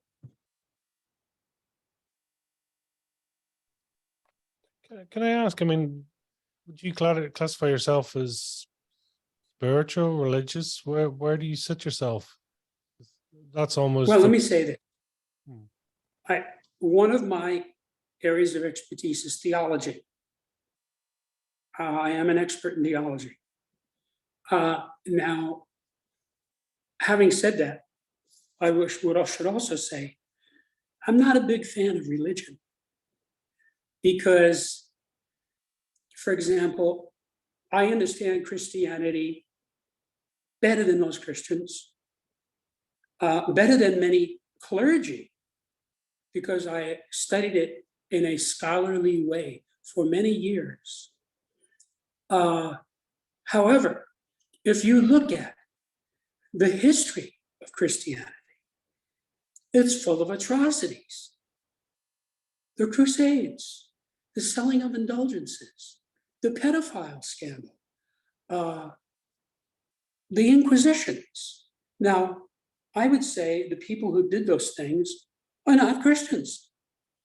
They're what I would call phony Christians or deluded Christians. So that's why, the trouble with, a religion is very much like a government, except it's set up, instead of being set up on a geographic limit, it's set on a philosophic limit. So Christianity has certain limits, and within it you have these various sects. And if you move toward the center of it, there's some agreement, and as you go further out, there's some disagreement. The same thing with how many sects of Hinduism are there? How many sects of Buddhism are there? They're innumerable. You have, in Islam, you have the Shias and the Sunnis who are still killing one another to this day. So I would say that I'm a spiritually aware person, but I'm not enthusiastically religious. So I think of it this way. I am not a member of any group on earth, political, religious, cultural, or anything else. I'm just a guy who wrote a book. That's it. And the reason for that is, all those years when I was working for hundreds of clients, some of them I worked for hundreds of hours, individual clients for hundreds of hours. My devotion was to the client and nothing else. And that is why I got such good results. I was not there with any dogma. I was not there having anybody tell me what to do, what not to do. I was there to help the client. And because I was devoted to the client, I got uniformly good results. And most people, when they join a sect or a church or a religion or a political party or a university, they come under the thumb of whatever that is. So the world is full of corrupt organizations. And I dare say any organization that has more than 100 people, that has been around for more than 10 years, is corrupt. That is the history of the world. I've been studying this since I was a boy. And because what happens is you have something started by a genius, like take Apple, was started by Steve Jobs. In his own nutty way, he was kind of a genius.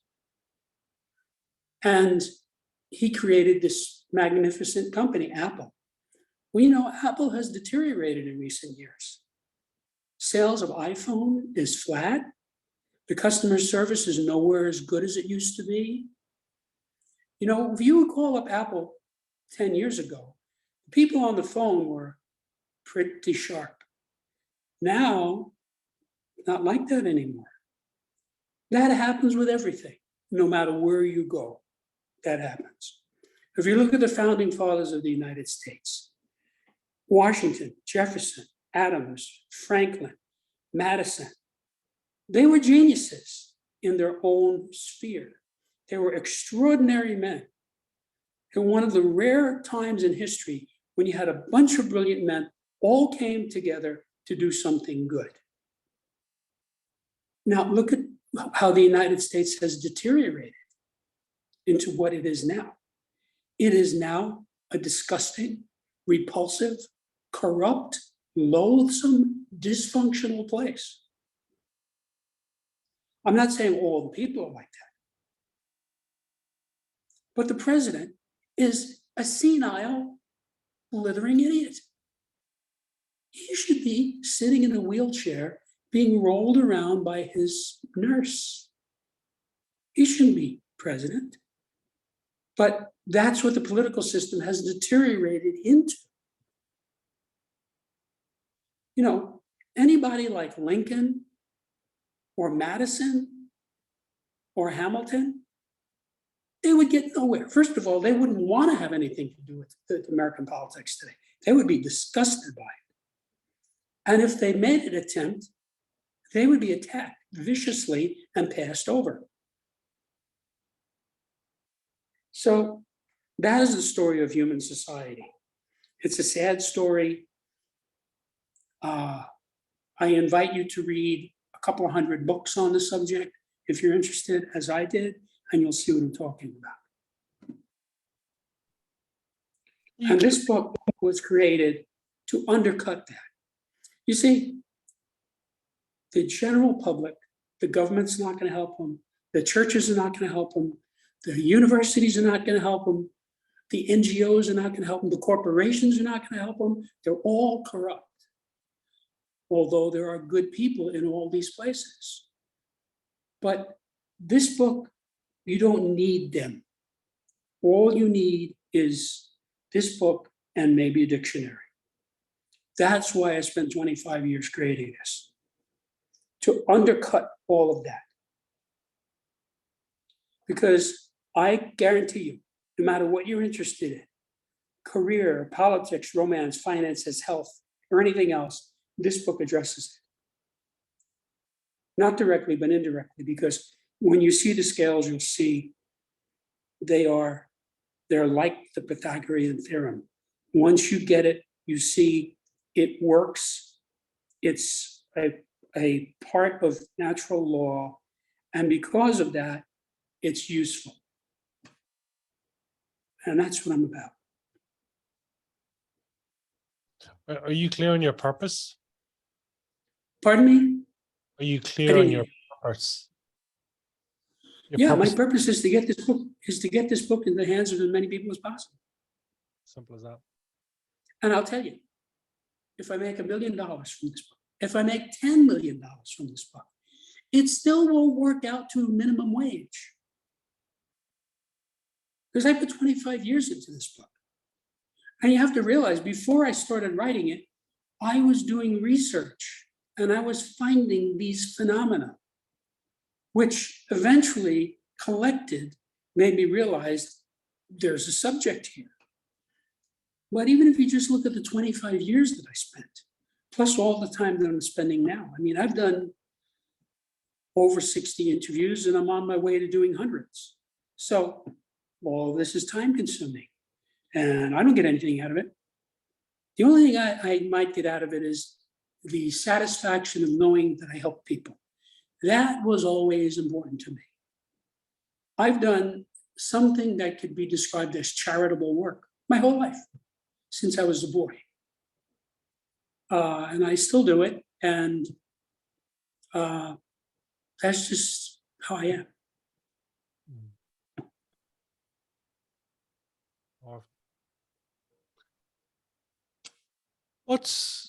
If you're trying to describe or summarize your fire in your belly, Jim, what would you describe it as in 1 or 2 words? Well, I would say there's more than one fire. My fire for myself is spiritual. And I could articulate it in Buddhist terms, in Hindu terms, in Jainist terms, in Christian terms. It all amounts to the same thing to me. So that's what's important to me. I guess you could say, in common parlance, that when I die, I will rest in peace.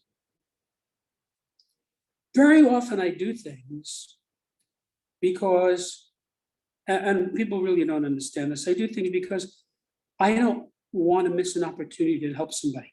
I don't want to get to heaven and have St. Peter say to me, "Why didn't you tell him?" I've had things like that happen to me in my life, not many, but a few. And, what do you say? So very often I've had a variety of people who I offered help to them and they didn't take it. But my conscience is clear. I offered. Many people did accept my help. And so I helped hundreds and hundreds of people. Well, that's what resolving your karma is about. It's good karma, if you want to put it in Hindu terms. So that's what I'm about as an individual. As regards Septemics, I am about making a positive impact on human society.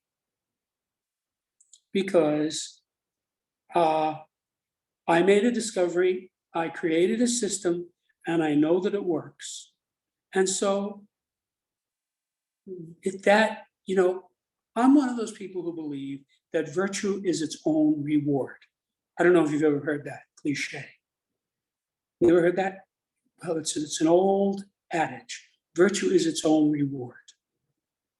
And very often people don't understand why I do things. For example, I don't use drugs, alcohol, tobacco, caffeine, sugar, junk food, nothing like that at all. And there are people who do those things and they don't understand. Well, to me, virtue is its own reward. It's just like, I've had times when I got mad at somebody and wanted to punch him in the nose, but I didn't do it because virtue is its own reward. So, on a positive sense, I feel that there is some virtue in getting people to use this book. They can buy it inexpensively. And some smart guy out there who's watching this presentation will spend $10 on this ebook and dramatically improve his life. I'll never know him. I'll never meet him. I'll never know his name. But that's okay because it's not about me. Well, you've got one reader here anyway, that's for sure. I'm very, very curious about it. So thank you. Thank you for sharing that. Very quickly, what's a bit of a guilty pleasure for you, Jim? A guilty pleasure? Yeah. Well, I don't know that I have any guilty pleasures. I have pleasures. For example, it's summertime now and I'm swimming 3 days a week. I swim a half a mile 3 times a week. It's tremendous aerobic exercise. So do I enjoy that? Yeah, I'm a good swimmer. I have a very nice pool that I go to, so I enjoy that. There's nothing guilty in it. So, it's like I eat a very narrow diet. I eat a very strict diet. Most people don't understand that. It's not that I don't like champagne. I just don't think it's healthful. So I don't drink it. So that's kind of how I am with everything, So I don't have any guilty pleasures. I was in a doctor's office a year or two ago and I got on a discussion like this because, doctors want to know what you eat and everything. And so the nurse said to me, "Do you ever cheat?" I said, "No." She said, "Well, how do you do that?" I said, "I don't know. I know what I'm supposed to eat and that's what I eat." Like I have a big salad, fresh salad every day. Takes some work, you gotta go shopping, you gotta make the salad, but it's very helpful and I enjoy it. So I'm sorry to disappoint you. I've had kind of a lifetime like that. Like I used to be a runner. I ran over 30,000 miles in my career. And I would, be out there running my 5 miles and there would actually be hecklers, like guys sitting there drinking beer, heckling. And I was literally running circles around them. So, did I enjoy running? Yes, I enjoyed it. They talk about the runner's high. I liked what it did for my health, which was positive. I liked how I felt after I did it. And I liked it when I was doing it. So there was no downside to it other than it did put some strain on my joints, which is why I no longer run, now I swim. So, the body doesn't last forever, it wears out no matter what you do. But I had the very good benefit of having some very good teachers who, more than teaching me specific things, taught me sort of how to look at life and how to approach things and how to be a person who has a clear conscience. So that's very important to me. See, like if somebody, it's not like I don't like chocolate, but I wouldn't eat it because if I ate it, I would feel guilty because it's not good for you. So I really wouldn't enjoy it anyway. The moral component of it is too powerful in me to allow me to eat it, which I guess is a good thing. I mean, it works for me, so I don't tell other people what to do. But I am the only person I know who has no vices. I don't know, what that amounts to, or who that's important, or that means anything, but it is a fact. It is somewhat of a problem because people who drink want you to drink. People who use drugs want you to use drugs. People who smoke want you to smoke. People who eat red meat want you to eat red meat, et cetera, et cetera, et cetera. But I don't do any of those things. So I guess, I don't get invited to parties, which is okay. Yeah. Yeah, I mean, that's it. But you're doing you, and that's the main thing. That's the main thing. Yes. Where can people learn more about you, Jim, and your work, and obviously get a copy of the book and find out more and really just immerse themselves? I invite everybody to my website, septemics.com, septemics.com, where you can see what readers have said about it, what people have written about it, the reviews, sections of the book. You could even contact me through the website. So go to the website, and most people will find it interesting. And generally speaking, almost anybody who I talk to about this winds up getting the book and reading it, because they find out that there's something there that they didn't know anything about that has power. There is power in this book. The evil people who run the world, the globalist fascists who do horrible things like cause gas shortages, cause inflation to go up, cause unemployment. None of this is accidental. It's all done by people. And if you study history, like for example, the Rothschilds armed both sides of every European war. They wanted there to be war. The more war there was, the more money they made. They would loan money to the Germans so they could fight the French, and they'd loan money to the French so they could fight the Germans. That's what they've been doing for hundreds of years. That's exactly what happened in Vietnam. You know who won in Vietnam? The Vietnamese didn't win, the Americans didn't win. The aerospace companies won, because they all got billion-dollar contracts to make bombs and planes and napalm. That whole thing was corrupt. I know, because I have connections in the military. I have friends who were killed over there. Every single person I know who was over there said it was a fiasco. That's not how the United States military runs. I know the United States military. They run things like a clock. This whole thing was corrupt. It's one of the worst crimes ever committed. Over 57,000 young American men lost their lives for no reason. Now, if the military wanted to win that war, they could have gone in there and won that war in a year, tops. But the military had their hands tied, because the people in the government wanted to corruptly give billion-dollar contracts to all the aerospace companies. Lockheed, Boeing, Grumman, they all made out from this.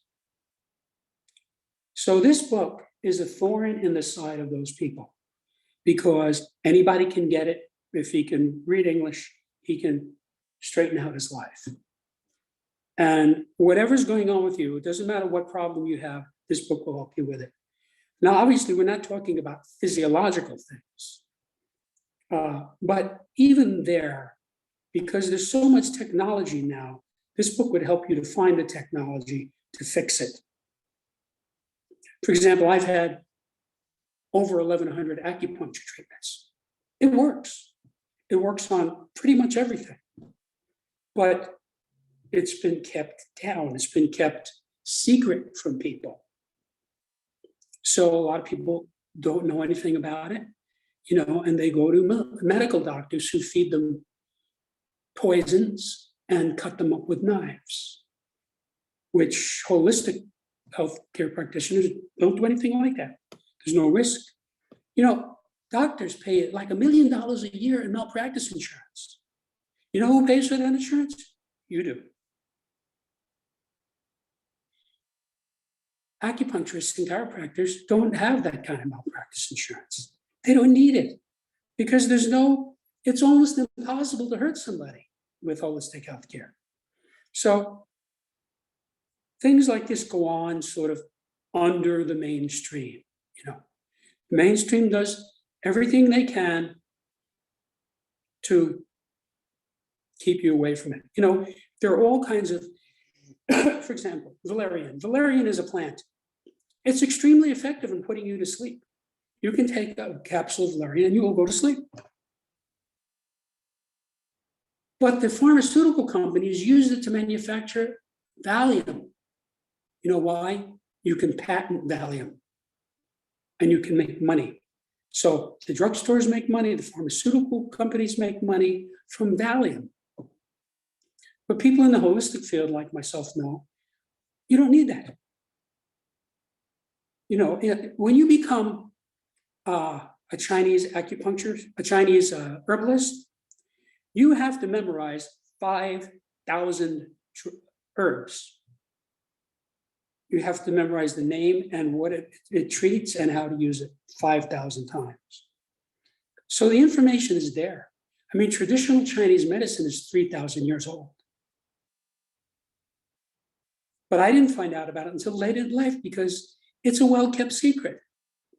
Now, the people who do it aren't keeping it a secret, but every time you turn on the television or look in a magazine or anything, you hear about medicines, AstraZeneca, and all these pharmaceutical companies that make trillions of dollars and create horrific side effects in people.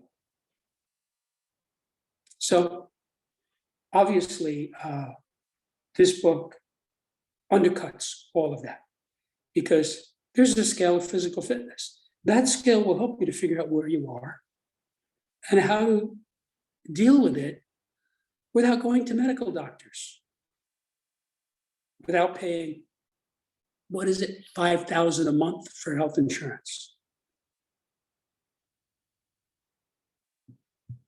Crazy. That's crazy. Is there a final word or message you'd like to leave our listeners today, Jim, as to how they can change everything?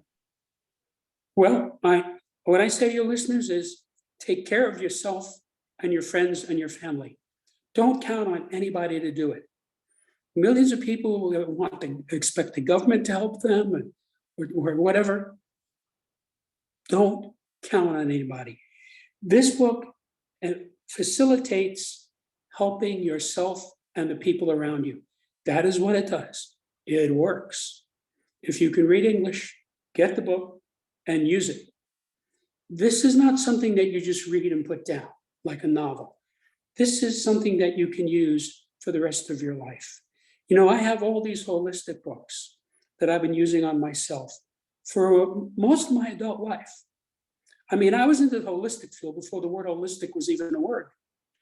And so I collected all these books that tell you, if you have this, take this herb. If you have this, take this herb. And taking care of myself. So I've been able to avoid a lot of the expense and trauma that people go through in the medical profession. I mean, let me put it to you this way. If you need a doctor or a lawyer, it's already too late. This book can fend off those things, can help you to live your life in a way where you don't need doctors and lawyers. It's like firemen. If you need a fireman, you're in a lot of trouble. Your house is on fire. It's nothing against firemen. I like firemen. They do a terrific job and they're necessary. But you have to realize, if you're smart and you're careful and you have smoke detectors and so forth, you will be one of those people who never needs a fireman. Same thing with the law. If you know the law and you obey the law, you're not going to get in trouble with the law. Even if you do a little something accidentally, most cops will just say, go away. So it's all in your hands. Don't think you're powerless. Don't think you can't control the forces of the world. You can. And this book will just make that faster and easier. And that's my message. Wow. Jim, it's absolutely fascinating. I'm looking forward to reading the book. I'm delighted you've shared this and so many amazing things, and for it to be the benefit of 25 years in the making, I think that in itself is quite a testimony to that alone. So listen, I thank you for coming on today. I thank you for sharing, and listen, I wish you all the best, and I look forward to the opportunity of maybe chatting again in the future. So thank you, Jim. Thank you, Pete. It was a pleasure. Thank you.